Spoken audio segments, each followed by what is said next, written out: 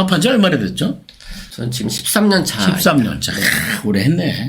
네. 감사하게도. 사업이 뭐냐? 그럼 나는 산전, 수전, 공중전, 화생방전, 육박전, 세균전. 그죠? 예. 이게 예측이 딱 가능하진 않거든요. 그러면서도 끊임없이 계획 세우고 실행하고 피드백하고 이렇게 13년 해보니까 어때요? 이제 딱 알겠어? 뭔지? 갈수록 모르겠습니다. 박형근 코치도. 뭐 그게 가장 솔직한 마음일 수도 있어. 나도 마찬가지니까. 그죠? 그래도 희망이 있지. 네. 그죠? 예, 우리 박형훈 코치 오늘 어떤 질문인지 한번 함께 박형훈 코치가 갖고 있는 고민은 우리도 충분히 느낄 수 있는 고민들입니다. 자, 첫 번째. 교수님께서 그럼 가장 힘들었을 때 어떻게 극복하셨는지, 극복하는 어떤 노하우? 근데 힘들다는 게 예를 들어서 세 가지 중에 하나 선택해요. 네네. 첫 번째, 머리가 힘들다. 마음이 힘들다. 몸이 힘들다. 마음이 힘들 때. 마음이 힘들다. 그렇죠. 예, 마음이 힘들 때. 저는 2002년도에 외국에 있다 한국에 들어왔을 때 가장 힘들었던 것 같아요. 일단 수중에 현금이 10만 원밖에 없었고, 그리고 뭘 해야 될지 방향이 안 잡혔고, 그 다음에 또 하나는 많은 사람들이 내가 중국 가서 뭐 한다, 사업한다, 뭐 한다 하는 거에 기대를 했는데, 네. 그러면 사람 만나기 싫어하잖아. 그죠? 그랬을 때. 그때 첫 번째는 약간 헤매다가 제가 쉽게 바꿀 수 있는 것부터 바꿨어요. 그 중에 하나가 복장이야. 네, 양복을 입었어요. 매일 양복을 입었어요. 넥타이, 정장. 그리고 나갔어요. 일단 나가는 시간은 집에서 한 7시 반쯤 나왔던 것 같아요. 거의 출근 시간에 맞춰 나갔죠. 나가서 어디로 갔을까요? 산으로. 그 복장으로 도서관을 갔어요. 근데 그때 알았는데 그때는 처음에 남산 정덕도서관을 갔고 그 다음에는 고속터미널 뒤에는 도서관을 갔고 그런데 나중에 알게 봤는데 동네에 도서관이 엄청 많더라고요. 그래서 동네 도서관을 가기 시작했어요. 그 두 번째는 도서관을 갔어요. 세 번째는 뭐 했을 것 같아요? 도서관에 갔어요. 첫 번째는 양복을 입는 거, 두 번째는 도서관에 가는 거, 세 번째는 뭐 했을까요? 세 번째는 신문을 뒤져보면 무슨 세미나나 이런 강의가 많더라고. 근데 나랑 별로 관계가 없어도 일단 갔어요. 돈이 좀 들죠? 그쵸. 돈을 안 쓰고 하는 방법이 있어요. 뭔지 알아요? 글쎄요. 전화해서 죽는 소리 하면 돼요. 그리고 도와주겠다고 하면은 대부분 2-3시간 일찍 오라고 하고 일 시키고 그리고 나는 참여. 스텝으로 이렇게 하신 거네요. 양복 입고 있으니까. 그러면 어디에 앉아서 강의를 듣냐면 강의가 시작하고 들어가잖아요. 네네. 준비하다. 그럼 어디 앉아요? 뒤에. 아니요. 맨 앞에 앉아요. 그래요? 왜냐면 되게 놀라운 건 맨 앞줄은 늘 비워요. 네네. 그래서 맨 앞줄에 앉아요. 그리고 강의를 듣고 그 다음 뭐 할 것 같아요? 명함 돌리는 거? 근데 명함을 누구하고 교환하냐면 사실 앉아있는 사람하고는 어떻게 그 정도까지 용기가 안 났어요. 근데 강의하는 강사들, 연사들이죠. 연사들한테 맨 앞자리니까 인사하기 좋잖아요. 네네. 끝나면 가서 인사하고 강의 너무 잘 들었습니다 하고 저는 인터뷰를 요청했어요. 그럼 그분들이 받아줄 거야 안 받아줄 거야? 받아줘요. 받아주는 반반이야. 맞아. 받아줘요. 반반이에요. 근데 사실 내 입장에서 믿져야 본전 아니에요? 그쵸. 내가 거기서 거절당한 거 물건 파는 것도 아니잖아요. 그런데 만나주는 사람들이 있어요. 그러면 진짜 만나요. 그 사람 때문에 그 당시에 대구도 가고. 그러니까 KTX가 없을 때야. 그러니까 대구 가는데 1박 2일로 가야 돼요.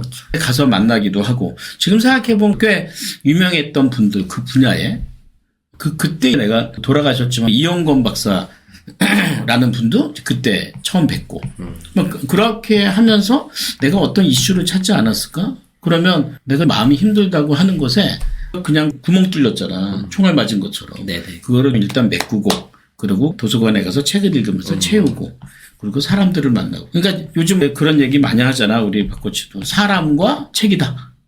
실제로 나는 그 사람과 책에 집중하지 않았나라는 생각이 들고 지금도 마음이 힘들 때가 있어요. 네. 마음이 힘들 때는 계속 하던 일을 하면서 그냥 자연스러로 있는 것보다 힘들다고 하는 마음을 혼자서 한번 되씹어 보면서 채워가면서 그런 노력들이 필요하지 않을까 생각이 들어요.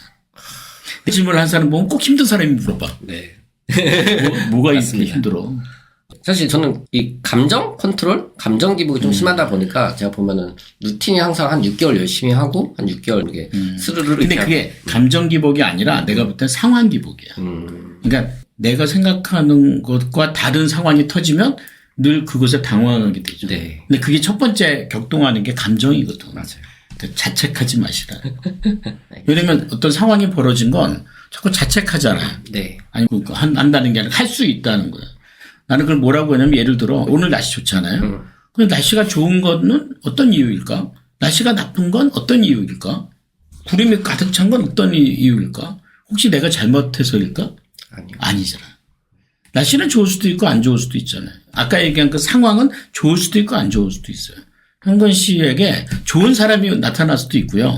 별이 안 맞는 사람이 나타날 수도 있어요. 근데 그거는 우리 박 코치가 뭘 잘못해서 그런 건 아니다. 아니다. 네. 자책하지 않는 것. 거기에 감정 싫지 않는 것. 그게 중요하지 않을까. 근데 나도 처음에 어려웠던 게 그랬어요. 내가 괜한 얘기 했나? 내가 괜히 그렇게 했나? 괜히 결정했나? 괜히 그래서 그 사람들과 그렇게 든 그 마음이 책을 못 봐. 맞아요. 근데 참 재밌는 건 강의를 들으러 가고 세미나장에 가잖아요. 그럼 처음에는 너무 억울한 거예요. 왜? 듣는 사람들의 뒤를 돌아서 표정을 보면 다 뭔가 가득 찬 것 같아. 근데 내가 맨 앞에 있으면서도 아이씨, 나만 이런가? 이런 생각이 들면 진짜 좋은 연사의 강의를 들으면서 내내 눈물이 나더라고. 그 강사는 내가 감동해서 눈물을 흘리지 알고. 기억나, 옛날에. 그래서 어느 금융회사의 사장님이었는데 만나고자 했더니 진짜 한 달 뒤에 비서가 연락이 와서 아침 6시 반에 명동의 어디 해장국집에서 만나기로. 거기서 만났어요. 나는 그때 만난 그분을 잊을 수가 없어요. 근데 그분이 저한테 그 짧은 시간에 밥 먹으면서 내가 어떤 질문을 던져도 그렇게 칭찬을 해주더라고요. 당신이 성공할 수밖에 없는 이유, 당신이 잘할 수밖에 없는 이유. 그건 난 너무 감사한. 그냥 그런 에너지를 받는 게 중요하지 않을까라는 생각이. 제가 교수님을 만나면은 항상 칭찬해 주시니까 제가 그게 약발이 떨어질 때쯤 우리 박 코치님이 너무 잘하니까. 교수님 만나면 항상 칭찬해 주시고 항상 첫 번째 하신 게 있잖아요. 참 잘 오셨어요 이거잖아요. 네, 다 외웁니다. 그래. 또 질문. 두 번째는 지금 1인 기업 하신 지 한 20년 정도 이제 되셨잖아요. 근데 그걸 계속 하신 거잖아요. 20년 동안에. 그 지속하게 하는 힘? 그 힘의 원천? 네. 포기하지 않고 계속 하셨는데. 나는 원래 이제 B2B를 했잖아요. 네네네. 컨설팅을 맞아요. 오래 네네. 하다가 이런 기업을 겹쳐서 같이 할 때 사실 내 나름대로는 그 철학이 있었어요. 이건 아니고 옳다. 근데 주변에서는 가만두질 않죠. 일단 많은 사람들이 나한테 얘기한 게 B2C는 돈이 안 된다. 그러니까 그 당시에는 카카오나 네이버가 없을 때잖아. 네네. 그러니까 다 B2B였거든. 수출만이 살 길이다. 그리고 어떤 분은 저를 앉혀놓고 B2C가 돈이 안 되는 이유를 조목조목 알려요. 참. 그러니까 내 입장에서는 약간 어떤 그런 감정적인 네네. 내 말이 틀리다고? 내가 그럼 어떻게 하든지 내 말을 증명하게 해줘야 될 것 같아. 근데 참 웃긴 게 시간이 조금 지나잖아요. 그럼 사람들이 나를 보고 아직도 해? 아직도 B2C에? 아직도 그 1인 기업인가 뭔가 해? 이렇게 물어봐요. 왜 물어봐요? 잘 안 되니까. 그러니까 안 될까봐 물어보는 거야. 그럼 나는 난 바빠요. 너무 잘 돼요. 라고 얘기를 해주는데 한편으로는 사실 그렇게 잘 되는 건 아니었거든. 지금만큼. 그러니까 내 마음속에는 이게 시간이 함수구나. 그럼 내가 지속해야 되지 않을까? 네. 이걸 증명해내지 않을까? 나는 그런 마음이 기반으로 깔리지 않았을까라는 생각. 그런 생각 있잖아요. 이걸 증명해내는데 시간이 필요해. 그러니까 그 시간을 내가 채워야 되는데 누가 대신 살아주지 못하잖아요. 그런 힘들이 오래 간 게 아닐까라는 생각. 근데 제 인생에 보면 오래 한 게 많아요. 우리 와이프 따라다니는 것도 뭐 10년을 쫓아해서. 그것도 사실은 약간의 오기? 만약에 우리 와이프가 내가 몇 번 찔렀을 때, 그래. 뭐 하자. 사귀자. 이랬으면 아마 나 알지. 안 했을 것 같아. 이런 기업도 좀 그런 것 같고. 물론 하는 과정에서 유혹도 있었어요. 다른 아이템들이 있잖아요. 얼마나 많아요. 좀 더 빨리, 좀 더 쉽게, 좀 더 화려하게. 누구보다 잘 알잖아요. 그러면 그런 것들을 내가 손을 댈 수도 있으나 스스로에게 묻는 거죠. 내가 이것을 손을 대는 것이 옳은가? 네. 아니면 내가 지속적으로 많은 사람들을 양성해내는 것이 옳은가? 그러니까 그 생각을 하면 내가 막 이것저것 벌리거나 이거 하다가 요즘 그거 안 해요. 사람들이 안 모여서 다른 거예요. 요즘 1인 기업 안 하고 요즘 5인 기업 해요. 요즘 10인 기업 해요. 돈 되는 건 역시 대기업이더라고요. 그래서 이렇게 얘기하면 어떨까? 내가 우리 하는 연합나비 독서 모임도 코로나 전에 지금 다시 시작했지만 10년을 했거든요. 매주. 그러면 그 시간을 계속 채워나갈 때 내가 갖고 있는 철학은 다른 사람한테 입증해주고 싶은 거야. 독서가 얼마나 위대한지. 사실 지금 따지고 보면 그때 이른겹이 가장 잘 됐어. 아까 그 얘기했지만. 네. 그러니까 무슨 얘기냐면 이 독서의 힘을, 커뮤니케이션의 힘을, 모임의 힘을, 집단의 힘을 10년은 해봐야 증명해내지 않을까. 10년 법칙이네요. 그런 셈이죠. 네. 그러니까 10년 정도면 충분히 흔들리고 남아요. 사람들 그럴 수 있어요. 만나면 그러잖아요. 제가 이거 10년이나 했어요. 그래서요.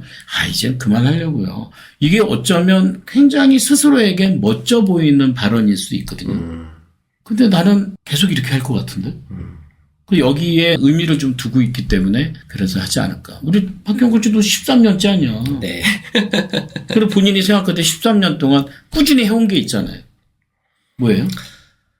독서랑 메모. 네, 맞아. 그거 당장 돈이 안 돼도 꾸준하게 하지 않아요? 네. 어떤 일이 있어도? 돌이켜보면 가장 힘들었을 때 책을 더 가까이 했던 것 같아요. 그게 어떻게 보면 계기가 되었고, 그리고 어떤 사람들과의 만남? 힘들어도 일부러 계속 밖에 나가가지고, 제가 코로나 때 제일 힘들었었거든요, 사실. 5개월 동안 매출이 하나도 없었는데, 매일 1대1 코칭을 했어요. 매일 점심시간에 1대1 코칭 하다 보니까, 오히려 더 잘 됐죠, 결국에는.